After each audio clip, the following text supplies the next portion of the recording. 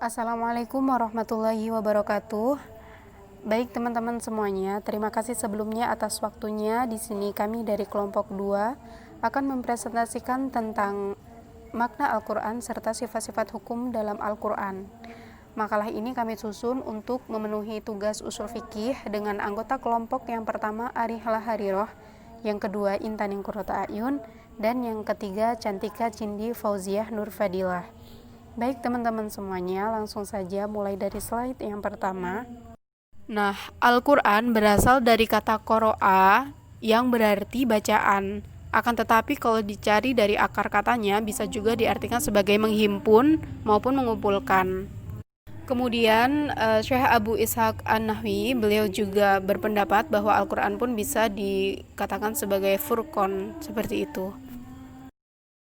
Kemudian secara istilah Al-Quran ini bisa diartikan sebagai yang pertama kalam Allah.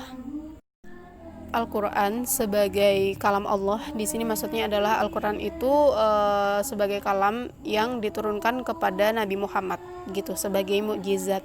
Nah, kalam Allah itu termasuk dalam sifat Allah, jadi dia itu bukan makhluk. Maksudnya sifat Allah tuh bagaimana, kayak misal begini, ketika kita mendengar bahwa Allah itu berfirman, itu nggak sama seperti seorang yai dawuh, seorang guru menjelaskan suatu hal atau mengatakan tentang sesuatu. Itu berbeda. Kalau guru menyampaikan sesuatu atau yai berkata sesuatu, itu kan membutuhkan suara sebagai perantara biar kita bisa memahami, kan seperti itu. Jadi kan ada yang istilahnya apa ya, suara itu tadi. Kalau Allah tuh enggak gitu.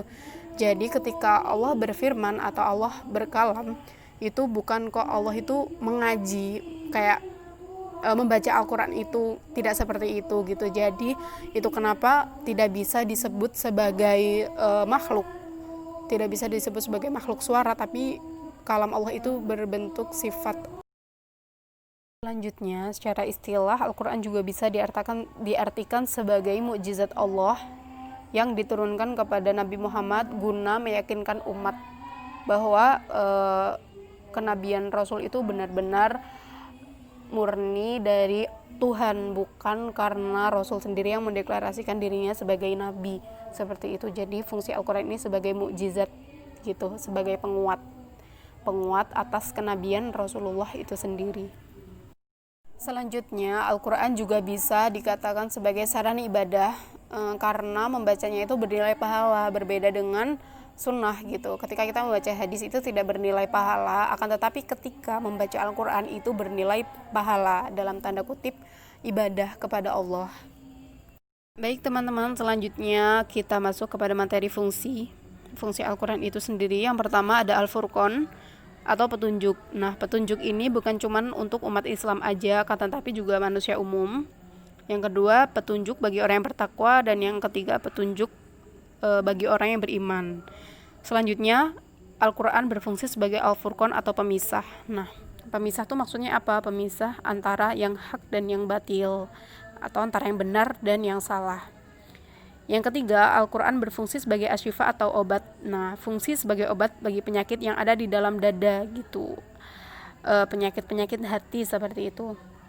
Cuman dalam praktiknya ayat-ayat Al-Quran itu juga bisa digunakan untuk menyembuhkan sakit, misal kesurupan atau mungkin sakit-sakit lain, demam dan lain sebagainya gitu. Karena ketika air itu dibacakan oleh ayat Al-Quran, maka molekulnya akan menjadi teratur sehingga bisa digunakan untuk menyembuhkan orang yang sakit, seperti itu. Kemudian Al-Quran juga berfungsi sebagai al-mau'idah atau al-mau'idah, seperti kita tahu artinya nasihat.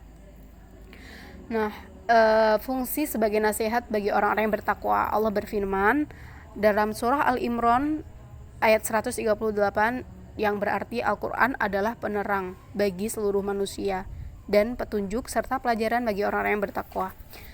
Selanjutnya, Al-Quran berfungsi sebagai az-zikr atau peringatan gitu, karena manusia kan sifatnya pelupa gitu kan ya, tempatnya keliru. Nah, az-zikr ini sebagai peringatan gitu untuk manusia, kayak sebagai alarm diri untuk manusia itu sendiri.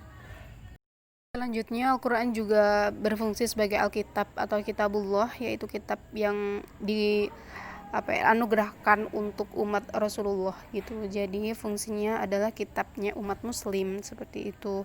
Selanjutnya fungsinya adalah al-haq, yang benar, bahwa Al-Quran dinamakan dengan al-haq karena dari awal hingga akhir kandungan Al-Quran adalah semuanya benar, karena Allah maha mengetahui segala-galanya. Jadi apa yang Allah firmankan dalam Al-Quran itu adalah kebenaran, seperti itu. Makanya kenapa Al-Quran menjadi sumber rujukan utama, karena di situ tidak ada cacat sama sekali, seperti itu. Selanjutnya fungsinya Al-Quran adalah sebagai ar-ruh atau roh, yaitu roh kan sifatnya menghidupkan barang yang mati gitu. Nah, dalam artian kalau Al-Quran itu menghidupkan hati-hati yang mati, seperti itu, supaya lebih dekat dengan Allah, supaya lebih mudah dalam melakukan kebaikan dan beriman kepada Rasul. Selanjutnya Al-Quran berfungsi sebagai al-busyra, yaitu berita gembira. Berita gembira ini bagi siapa? Bagi mereka-mereka yang patuh terhadap isi Al-Quran, bagi mereka yang beriman, umat-umat Islam, seperti itu. Selanjutnya Al-Quran sebagai al-bayan. Nah, ini kan berarti keterangan antara yang hak dan yang batil juga. Ini hampir sama dengan yang awal tadi, akan tetapi bedanya kalau al-bayan ini Al-Quran juga berfungsi sebagai penjelas atas kisah-kisah umat terdahulu yang pernah mengingkari perintah Allah, lalu ditimpakan azab, ditimpakan siksa, seperti itu. Jadi nggak terbatas hanya hak dan batil aja, tapi juga pembahasan tentang kisah-kisah umat zaman Rasul dan nabi-nabi dulu sebelum Nabi Muhammad SAW. Untuk yang terakhir fungsinya yaitu ar-Rahman, ar-Rahmah maksudnya, yaitu Allah menanamkan Al-Quran dengan rahmat, karena dengan Al-Quran ini akan melahirkan iman dan hikmah gitu.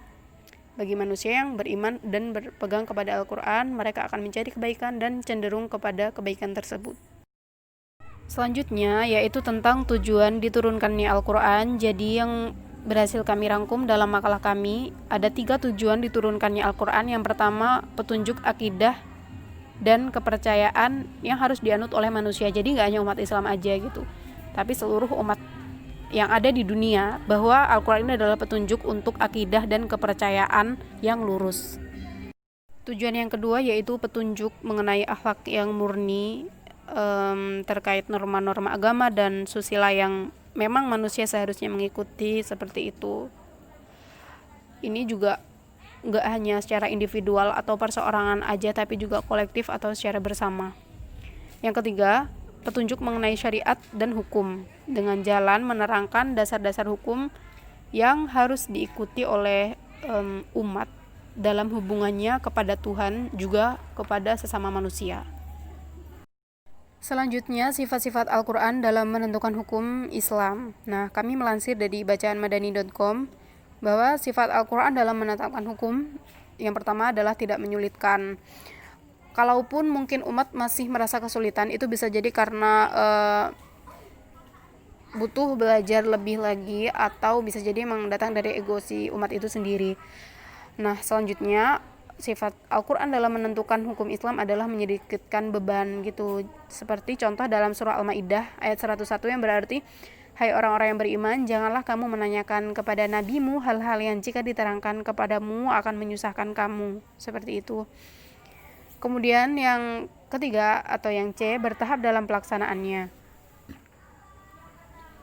Contohnya adalah kasus khamr. Allah tidak langsung menetapkan hukum bahwa khamr itu haram gitu, enggak, tapi Allah menjelaskan terlebih dahulu khamr itu manfaatnya sangat kecil, lebih banyak madorotnya. Yang kedua, orang yang sholat dalam keadaan mabuk itu enggak diterima sholatnya gitu. Terus barulah setelah itu Allah memutuskan, maka berdasarkan pertimbangan itu tadi khamr dinyatakan haram. Nah, jadi itu bertahap gitu. Selanjutnya adalah membatasi yang mutlak. Nah, kadang kan ayat Al-Quran itu datang dalam bentuk mutlak gitu. Mutlak tuh maksudnya gimana sih? Langsung aja saya kasih contohnya mungkin biar lebih bisa dipahami. Kayak contoh, orang yang mencuri itu potong tangannya gitu, potonglah tangan keduanya gitu. Itu ada di surah Al-Maidah ayat 38. Nah, tapi dipotong tuh sampai mana motongnya? Mulai mana, kayak jarinya aja, atau pergelangannya, atau bahkan bener-bener tangannya sampai buntung kayak gitu. Nah, di sini kemudian dibutuhkan penjelasan Rasul bahwa yang dipotong itu jarinya aja atau mungkin tangannya atau mungkin seberapa kayak gitu. Cuman kalau dari Rasul sendiri membatasi dengan ucapan beliau seperti ini, potong tangan pencuri sampai pada pergelangan tangan gitu. Begitu juga keadaan barang-barang yang dicuri, sehingga harus potong tangan, dibatasi minimal 1/4 dirham seperti itu. Selanjutnya mengkhususkan yang umum. Ayat-ayat Al-Quran kadang mengandung hukum yang berlaku umum. Kemudian Nabi menjelaskan pengecualiannya seperti masalah waris. Kalau di dalam Al-Quran udah dijelaskan masalah waris, ada di Quran surah An-Nisa ayat 11. Tapi kemudian Rasul menjelaskan pengecualiannya seperti para nabi itu nggak mewarisi. Kemudian anak yang membunuh orang tuanya dan anak yang kafir itu juga tidak mewarisi atau tidak mendapatkan hak waris. Seperti itu. Baik teman-teman semuanya, selanjutnya pembahasan masuk kepada hujah. Jadi hujah di sini memiliki dua arti. Yang pertama berarti hujah itu gelar keahlian bagi para imam yang sanggup menghafal 300.000 hadis, baik matan, sanad, perawi, bahkan juga biografi riwayat hidup seperti itu. Yang kedua, nah ini akan kita bahas, yaitu hujah yang berarti keterangan atau bisa juga alasan, argumen kayak gitu. Misal nih ada Basul Masail, kemudian si kelompok A mengatakan bahwa sholat 5 waktu itu hukumnya wajib gitu. Nah, kalau ditanya apa argumennya, apa dalilnya, kenapa kamu bisa mengatakan itu, kamu punya bukti apa? Nah, disinilah fungsi hujah. Nah, hujah ini adalah argumennya, kayak mana hujah kamu gitu, mana argumentasi kamu. Nah, maksudnya seperti itu. Nah, hujah sendiri dibagi menjadi dua, nakliyah atau hujah secara doktrin, yaitu berupa firman Allah atau sunnah Rasul. Yang kedua itu hujah akliyah. Nah, yang pertama kan hujah nakliyah nih. Hujah nakliyah ini dari firman Allah ataupun hadis, jadi udah nggak bisa diganggu gugat. Memang itu dasarnya gitu, kayak benar-benar akar dari hukum itu sendiri gitu. Nah, kalau hujah akliyah selanjutnya itu maksudnya keterangan, alasan, bukti atau argumentasi yang berdasar hasil dari pemikiran manusia gitu. Jadi berdasarkan akal seperti itu. Baik, cukup sekian penjelasan dari kelompok 2. Apabila ada pertanyaan bisa disampaikan dalam diskusi setelah ini. Terima kasih atas perhatiannya. Wassalamualaikum warahmatullahi wabarakatuh.